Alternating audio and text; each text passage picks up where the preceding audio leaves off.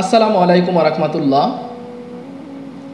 আমি আপনাদের সামনে আজকে যে বিষয়টুকু নিয়ে আলোচনা করব সে বিষয়টা হচ্ছে সমসাময়িক প্রেক্ষাপটে বর্তমান এই পরিস্থিতিতে প্রতিহিংসার রাজনীতি থেকে বেরিয়ে আসার জন্য আমাদের যেটা প্রয়োজন সে বিষয় নিয়ে আমি আপনাদের সামনে কথা বলার চেষ্টা করব। আমরা বিগত দিনেও দেখেছি, বর্তমানেও দেখেছি যে রাজনীতির যে একটা প্রতিহিংসা, যে প্রতিহিংসার বলি হতে হচ্ছে সাধারণ জনগণ এবং যারা বিভিন্ন দলের সাথে সম্পৃক্ত থাকে, বিভিন্ন নেতাকর্মীরা, তারা কিন্তু রাজনীতির সেই বলি হচ্ছে, প্রতিহিংসার বলি হচ্ছে। সেখান থেকে বেরিয়ে আসার বিষয়ে আমি আজকে আপনাদের সাথে কথা বলার চেষ্টা করব। আমরা জানি যে আমি বিগত দিনেও দেখে আসছি, যখন ছোটোবেলা থেকে দেখতাম গ্রামভিত্তিক যে রাজনীতি, অর্থাৎ ভিলেজ পলিটিক্স যেটাকে বলা হয়, গ্রামভিত্তিক যে রাজনীতির ধারা শহরকেন্দ্রিক রাজনীতির ধারার মধ্যে অনেক পার্থক্য রয়েছে। শহরকেন্দ্রিক রাজনীতির একটি পথ হচ্ছে ভিন্ন, আবার গ্রামকেন্দ্রিক রাজনীতির ধারা হচ্ছে একটা ভিন্ন। আমি যেহেতু গ্রামে বড় হয়েছি, শহরকেন্দ্রিকে এসে পড়াশোনা করার সুযোগ হয়েছে, তো আমি আসলে সময়ের ব্যবধানে এই রাজনীতির প্রেক্ষাপটগুলো দেখার সুযোগ হয়েছে। বাংলাদেশে যে আমরা এখনও বর্তমানে যারা আমরা মনে করি আর কি বাংলাদেশে সবচেয়ে বড় শক্তিশালী কয়েকটি রাজনৈতিক দল রয়েছেন, এর ভিতরে দুটি দল হচ্ছে সবচেয়ে শক্তিশালী রাজনৈতিক দল, যারা প্রাচীনতম একটি রাজনৈতিক দল হিসেবে পরিচিত। সেটি হচ্ছে বিএনপি এবং আওয়ামী লীগ। আওয়ামী লীগ, বিএনপি, তার সাথে ঐক্যের ভিতরে সবসময় থাকছেন জাতীয়তা পার্টি, হোসেন মোহাম্মদ এরশাদের প্রতিষ্ঠিত যে দল। একসময় ওনারাও ক্ষমতায় ছিলেন এককভাবে, দীর্ঘ 9 বছর এদেশের শাসন ক্ষমতায় কিন্তু ছিলেন। সময়ের ব্যবধানে গণ অভ্যন্তরের মধ্যে দিয়ে কিন্তু তাদের পতন হয়েছে। তাছাড়া জানেন জামাত ইসলাম, তারা এককভাবে এখন পর্যন্ত কখনো কোনো সংখ্যাগরিষ্ঠ আসন পেয়ে অর্থাৎ সরকারি দল বা বিরোধী দলের আসন গ্রহণ করতে পারেনি, তারপরও তাদের চেষ্টা চালিয়ে যাচ্ছে। তাছাড়া জাসদ, বাসদ থেকে শুরু করে এলডিপি থেকে শুরু করে বিভিন্ন রাজনৈতিক দল রয়েছে, যাদের মানে অল্প কিছু সংখ্যক অর্থাৎ অল্প কিছু সংখ্যক কিন্তু পরিমাণে আসন থাকে, ওই পরিমাণে আসন থাকে না। যদি আমরা পিছনের দিকে একটু চিন্তা করে দেখি যে বাংলাদেশের জাতীয় নির্বাচন মানে হচ্ছে বিএনপি আর আওয়ামী লীগ, এই দুইটা শব্দই কিন্তু সবসময় আমরা দেখে আসছি ছোটোবেলা থেকে। যখন গ্রামভিত্তিক রাতের বেলা নির্বাচন আগে 6 মাস আগে কিন্তু সুযোগ ছিল মানুষকে তার মত প্রকাশ করার সুযোগ ছিল, তারা প্রত্যেকে কিন্তু 6 মাস আগ থেকে কিন্তু বিভিন্ন জায়গায় মিছিল মিটিং শুরু হয়ে যেত, অর্থাৎ আগামী নির্বাচনের জন্য। আমরা 1996 নির্বাচন আমি দেখেছি। 1996 নির্বাচন আমরা যেটা দেখলাম, 96 পরে যখন নির্বাচন পরবর্তী স্টেপ বাই স্টেপ নির্বাচনগুলো হয়েছে আমরা সেগুলো দেখেছি। 96-তে কিন্তু সর্বপ্রথম অর্থাৎ 75-এর যেই আগস্টের যেই ঘটনা, জাতির জনক বঙ্গবন্ধু শেখ মুজিবুর রহমানের পরিবারকে হত্যা করার পরে কিন্তু আওয়ামী লীগ একেবারে নীরব নিস্তব্ধ হয়েছিল।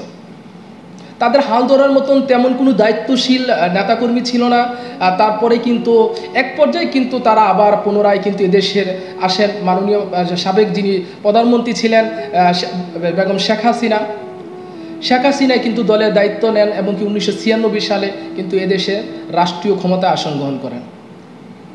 তারপরে কিন্তু আবারও বিএনপি এভাবে করে কিন্তু আবার 2008-এর সেই নির্বাচন আমরা জানি, 111-এর সেই শাসনামল, তারপরে কিন্তু তারপর থেকে যে নির্বাচনগুলো হয়েছে প্রত্যেকটা নির্বাচন কিন্তু অর্থাৎ 8 সালের যে নির্বাচন হয়েছে তারপরের নির্বাচনগুলোই কিন্তু হচ্ছে প্রতিটা নির্বাচন হয়েছে বিতর্কিত নির্বাচন, যে নির্বাচনের গ্রহণযোগ্যতা নিয়ে প্রশ্নবিদ্ধ ছিল, একের পর এক জনসম্মুখে প্রশ্নবিদ্ধতা ছিল। এইগুলাকে কিন্তু অ্যাবাউট করে কিন্তু একেবারে যে মানে ওই দল অর্থাৎ ক্ষমতাশীল দল তার প্রভাব বিস্তার করতে পেরেছে এমনটা বলা যাবে না। বিরোধী দলের পক্ষ থেকে কিন্তু একের পর এক চাপ ছিল তাদের পক্ষে, তাদের প্রতি চাপ ছিল, আন্তর্জাতিক মহলের চাপ ছিল, তারপরও তারা তাদের মতন করে হয়তো নির্বাচন দিয়েছেন, একের পর এক চেষ্টা করেছেন। আমি যেটা বলতে চাচ্ছিলাম যে প্রতিহিংসার রাজনীতি, যেই প্রতিহিংসা থেকে আমাদেরকে বেরিয়ে আসতে হবে। আমি গ্রামভিত্তিক যে রাজনীতির কথাটুকু বলি, আমরা যখন ছোটোবেলা দেখেছি আমার জ্যাঠা করতেন বিএনপি, আমার বাবা করতেন আওয়ামী লীগ, আমার আরেক চাচা করতেন বিএনপি, আরেকজন করতেন জাতীয়তা পার্টি, আরেকজন করতেন জামাত ইসলাম, মানে এভাবে করে কিন্তু ছিল, কিন্তু সবার ভিতরে আলাদা একটা মিল মহাব্বত ছিল। বিএনপির একজন ভাই আওয়ামী লীগের ভাইকে তার বুকে জড়িয়ে রাখা এবং তার পাশে থাকা জামাত ইসলামের ভাই জাতীয়তা পার্টি, মানে প্রত্যেকটা ব্যক্তির ভিতরে ছিল আন্তরিকতার বিন্দু পরিমাণ ঘাটতি ছিল না। আমরা পিছনের কথাটুকু যদি বলি, কিন্তু সময়ের ব্যবধানে এসে আমরা কি দেখতে পেলাম, একের পর এক প্রতিহিংসা ঢুকে পড়লো রাজনৈতিক দলগুলোর ভিতরে। যেই দলে যেই সময় ক্ষমতা আসন গ্রহণ করেছেন সেই দলে ব্যস্ত হয়ে পড়েছেন। কেউ স্বামীর হত্যার বিচার, কেউ বাবা হত্যার বিচার, এভাবে করে কিন্তু এক এক সময় এক একটা রাজনৈতিক দল তার ক্ষমতার শাসন আমল কিন্তু পার করে গিয়েছেন। আবার কেউ এসে ক্ষমতার দায়িত্ব পেয়ে কিন্তু স্বৈরশাসক হয়ে গিয়েছেন। কেউ গণ অভ্যুত্থানের মধ্যে দিয়ে 90 গণ অভ্যুত্থানের মধ্যে দিয়ে কাউকে পতন ঘটানো হয়েছে, আবার 2024-এর গণ অভ্যুত্থানের মধ্যে দিয়ে কাউকে পতন ঘটানো হয়েছে, আবার কাউকে পরিকল্পিতভাবে নির্বাচনে হারানো হয়েছে। মানে একের পর এক প্রশ্ন কিন্তু থেকেই যাচ্ছে। এবার প্রশ্ন হচ্ছে আমাদের সাধারণ জনগণ এখান থেকে কি পাচ্ছে? আমরা সাধারণ জনগণ কি পাচ্ছি? আমরা কি শিখতে পাচ্ছি? আমাদের একটাই চাওয়া ছিল, যখন এই দেশ স্বাধীন হয়, যেই 30 লক্ষ শহীদের রক্তের বিনিময়, 2 লক্ষ মা বোনের সম্ভ্রমের বিনিময়, দীর্ঘ 9 মাস রক্তক্ষয় যুদ্ধের মধ্যে দিয়ে আমরা পেয়েছি বিশ্বের বুকে একটি মানচিত্র, আমরা পেয়েছি একটি লাল সবুজের পতাকা। সেই দেশটাকে ডেভেলপ করার জন্য কিন্তু আমাদের চাওয়া ছিল। আমাদের কিন্তু প্রতিহিংসার রাজনীতি চাওয়া ছিল না। আমাদের চাওয়া ছিল এই দেশটাকে কিভাবে উন্নয়ন করা যায়, আগামী দিনে এই দেশটাকে কিভাবে আমরা একটি সমৃদ্ধশালী বাংলাদেশ হিসাবে গঠন করতে পারি, সেটা ছিল আমাদের চাওয়া। আমরা কি আদৌ পেরেছি এই জায়গায় আমাদের অবস্থান?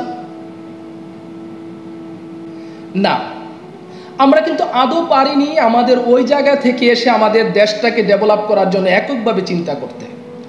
যখনই যে দল ক্ষমতায় আসন গ্রহণ করেছে তখনই তারা কোনো না কোনোভাবে দুর্নীতির সাথে জড়িয়ে কিন্তু এই দেশের ভিতরে একটা বিশৃঙ্খল পরিবেশ তৈরি করেছে। আর ওই বিশৃঙ্খল পরিবেশ থেকে বেরিয়ে আসার জন্য কিন্তু এই সাধারণ জনগণ বারবার রাজপথে নামতে হয়েছে, এবং কি বুকের তাজা রক্ত রাজপথে ঢেলে দিতে হয়েছে, জীবনটাকে অকাতরে বিলিয়ে দিতে হয়েছে, শহীদ হতে হয়েছে। এর জন্য প্রতিহিংসা।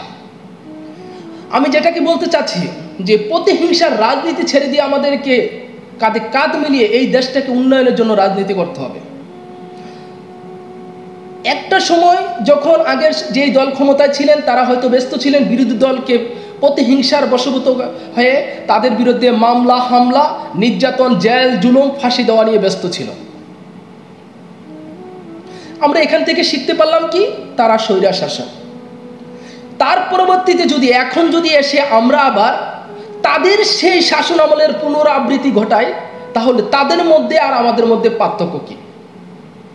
স্বৈরশাসক যে শব্দটুকু ব্যবহার করা হচ্ছে, আপনি আমি যদি মনে করি যে তাদের শাসন আমল স্বৈরশাসকের ভূমিকায় ছিল, তাহলে তাদের সময় মানুষকে গুম, হত্যা, নির্যাতন, জেল, জুলুম, নির্যাতন করা হয়েছিল, বাড়িঘর পোড়ানো হয়েছিল, আমরা অবশ্যই তা ধরে নিলাম, মেনে নিলাম। এখন যদি এসে আবারও সেই ঘটনাগুলো এখন পুনরাবৃত্তি ঘটছে, অর্থাৎ একের পর এক বিভিন্ন ধরনের, অর্থাৎ যে সাবেক সরকারি দল ছিলেন ওই দলের নেতাকর্মীদেরকে মারধর করা, তাদের বাড়িঘর পোড়ানো, অর্থাৎ তাদেরকে রাজপথে তাদেরকে জবাই করা, হত্যা করা, তাদের বাড়িঘর থেকে তাদের বিভিন্ন মালামাল লুট করা, এবং কি তাদের বিরুদ্ধে বিভিন্ন ধরনের মামলা। তাহলে তাদের অবস্থান থেকে আর আমাদের বর্তমান অবস্থান থেকে এটা কি বোঝা যাচ্ছে? তাহলে আমরাও কিন্তু এখন প্রতিহিংসায় পড়ে আছি।